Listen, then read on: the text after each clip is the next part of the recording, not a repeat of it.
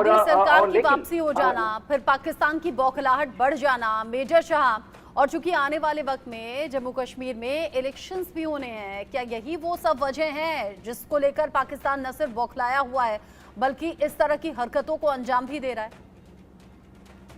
जी रचना जी, एक वजह ये भी है, एक वजह नई सरकार की स्वेरिंग इन हुई, वो सत्ता में आई, एक वजह वो भी है।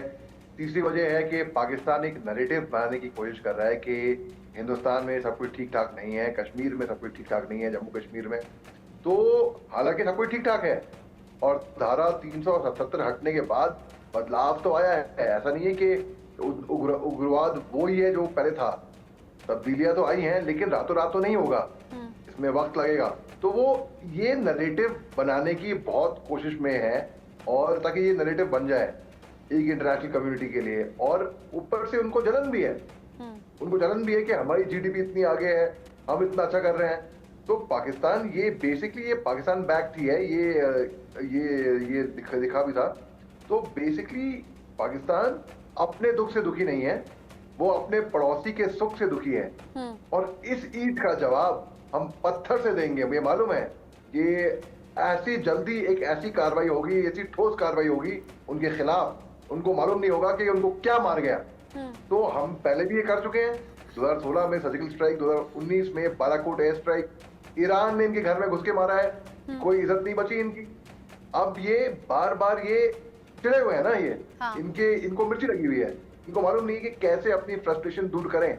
तो इस तरीके से ये उग्रवादी घटनाओं को अंजाम दे रहे हैं। एक बड़ा तबका है, एक आवाम का एक बड़ा तबका है पाकिस्तान में जो रोटी के लिए मोहताज है, जहां बिजली का संकट है, जहां चीजों के बढ़ते हुए दाम लोगों की पहुंच से बाहर उन सभी जरूरी सामानों को कर रहे हैं जो डेली दिनचर्या में उनके इस्तेमाल में आती हैं। पेट्रोल डीजल तो साथ ही खाने पीने की बहुत ही बेसिक चीजें भी, कोई लग्जरी लाइफ की बात नहीं कर रही, इन सभी चीजों से पाकिस्तान जूझ रहा है। चीन की नाराजगी झेल रहा है, टीटीपी के आतंकियों से वहां अलग मोर्चा संभाले हुए है।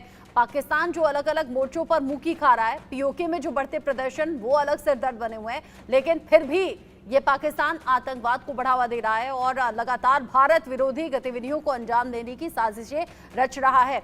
एक और बड़ी खबर और बड़ा अपडेट, अब की बार पीओके के लिए आखिरी बार जो जरूरी है भी, पाकिस्तान के पक्के इलाज की कार्रवाई यहां जरूरी है।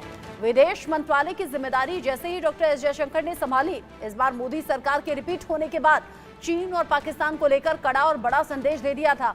और अब जानकारी ऐसी कि बहुत जल्द कुछ बड़ा एक्शन हो सकता है, जिसका इंडिकेशन अभी संजीव श्रीवास्तव ने भी दिया। पीओके पर कब्जा हटेगा तभी आतंक रुकेगा, ये भी जरूरी बात है और जो रह रहकर पब्लिक डोमेन में सामने आ रही है। संजीव जी, ऐसा नहीं है कि सिर्फ सरकार इस तरफ ध्यान दे रही है, क्योंकि चुनाव में बार बार पीओके का जिक्र रहा, बड़े चेहरों के जरिए गारंटी दे दी गई पीओके बहुत जल्द भारत का हिस्सा होगा, भारत में विलय होगा। और फिर ऐसे में जब पाकिस्तान रह रहकर आतंकी गतिविधियों को अंजाम दे रहा है, भारत के खिलाफ साजिशें रच रहा है, तो यह आखिरी बार जरूरी है भी।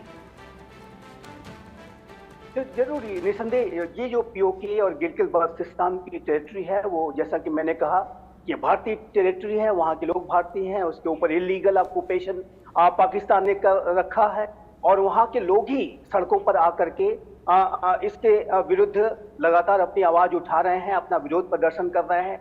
वो भारत में विलय करना चाहते हैं और जाहिर है कि तभी उनका भविष्य बेहतर बन सकेगा, क्योंकि उनके ऊपर हर तरीके का जो दमन शोषण बर्बरता अत्याचार हो रहा है, सेकेंडरी ट्रीटमेंट उन्हें दिया जाता है और उनके खिलाफ लगातार साजिशें चल रही हैं। तो निसंदेह वर्तमान समय में भारत की जो सरकार है वो पीओके को और गिलगित बाल्टिस्तान को लेकर के प्रोएक्टिव तरीके से इसके ऊपर विचार मंथन कर रही है, रणनीतियां बनाई जा रही हैं और जरूर मेरा ऐसा विश्वास है कि पीओके गिलगित बाल्टिस्तान का जो विलय है वो आने वाले समय में भारत में होगा और इसके लिए वहाँ के जो पीओके के लोग हैं वो सबसे बड़ी भूमिका उन्हीं की होगी और उसके बाद भारत की सरकार का तो रुख बहुत ही ज्यादा प्रोएक्टिव तो है ही।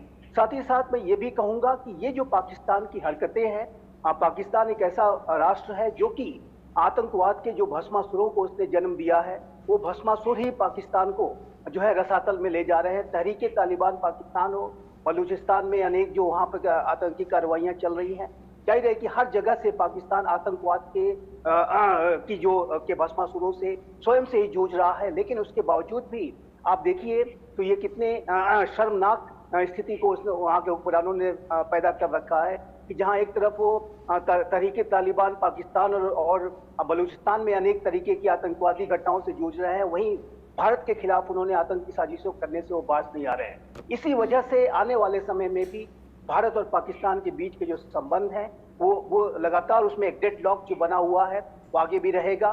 पाकिस्तान से बातचीत करने का कोई प्रश्न ही नहीं उठता, बल्कि पाकिस्तान के ऊपर अब बड़ी कार्रवाई की जाएगी, क्योंकि ये जो जैसा कि मैंने कहा कि भारत सरकार का जो अप्रोच है वो जीरो टॉलरेंस का अप्रोच है।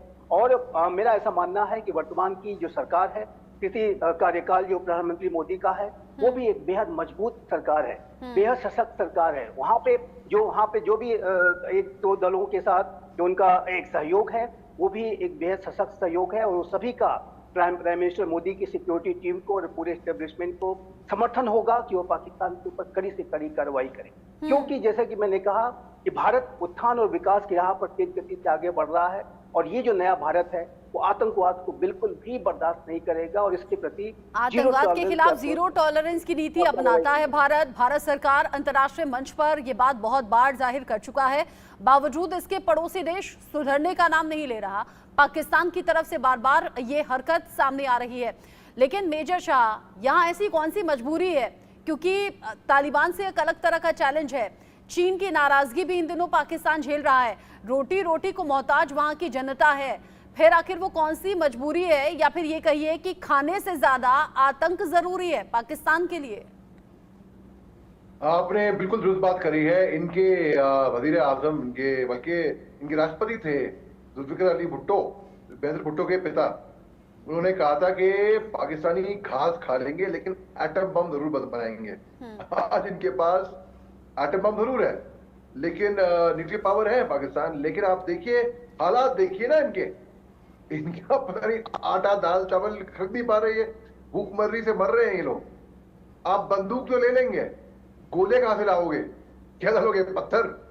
अब बड़ी गाड़ी खरीद ली, पेट्रोल के पैसे नहीं है, क्या डालोगे, पानी। तो पाकिस्तान की वही हालत है आज की तारीख में। और ये इतनी IMF, इंटरनेशनल मॉनेटरी फंड, इनको लोन देने से इनकार कर रहा है। FATF की ग्रेड लिस्ट में थे। इनके सिंध प्रोविंस में सिविल वॉर होते हैं, इनके एक सर्विंग IG को इनकी मिलिट्री उठा के ले जाती है। तो आप देखिए पाकिस्तान के अंदर इतने प्रोटेस्ट, इतने डिस्टर्बेंस हो रहे हैं। ये खुद उग्रवाद इन्होंने पैदा किया, IT, इंफॉर्मेशन टेक्नोलॉजी नहीं, इंटरनेशनल टेररिज्म इन्होंने ही बनाया, और आज की तारीख में उनसे ही ये जूझ रहे हैं। तो पाकिस्तान, अब वही तो कह रहा हूं, ये पाकिस्तान इतना नासूर हो गया है कि इसका कुछ इलाज है ही नहीं। इसको हम सर्जिकल स्ट्राइक भी कर दें, करनी चाहिए सर्जिकल स्ट्राइक इनके ऊपर। इनके जितने भी पैड्स हैं उनको नष्ट करना चाहिए। मैं ये नहीं कह रहा कि सर्जिकल स्ट्राइक करके उग्रवाद खत्म हो जाएगा इनका, हम एक मारेंगे 10 और पैदा होंगे, लेकिन कुछ टाइम तक तो ये दबे बैठे रहेंगे कम से कम। तो इनका ये खुद ही में आत्मनिर्भर है, सक्षम है अपने आप को बर्बाद करने में। हमको POK जब वापस लेंगे हमें कोई मेहनत करनी नहीं पड़ेगी, ये ऑटो पायलट मोड में चलेगा। इनके खुद के लोग बोलेंगे हमको नहीं रहना है POK में। आज की तारीख में बहुत लोग पूछते हैं कि क्या इतना आसान है। चलो ठीक है, इतना आसान ना हो, मगर जब वो खुद कह रहे हैं वहां के लोग हमको इनके साथ नहीं रहना भैया, हमको हिंदुस्तान में जुड़ना है, तो अब उसका इलाज क्या करें, इसको क्या करेंगे हम। मैं मानता हूं चीन के काफी इन्वेस्टमेंट्स हैं 2015-2016 के बाद चाइना CPEC में, चाइना पाकिस्तान इकोनॉमिक कॉरिडोर में। लेकिन आप देखिए, लेकिन जब वहां के लोग जब हड़ताल करेंगे, वहां का जीना मुश्किल कर देंगे, नाक में तीर पिरोएंगे उनके, तो क्या करेंगे वो लोग। तो पाकिस्तान मजबूर होके उनको बर्बाद होना ही पड़ेगा। हो सकता है कि 4 टुकड़ों में बढ़ जाए पाकिस्तान।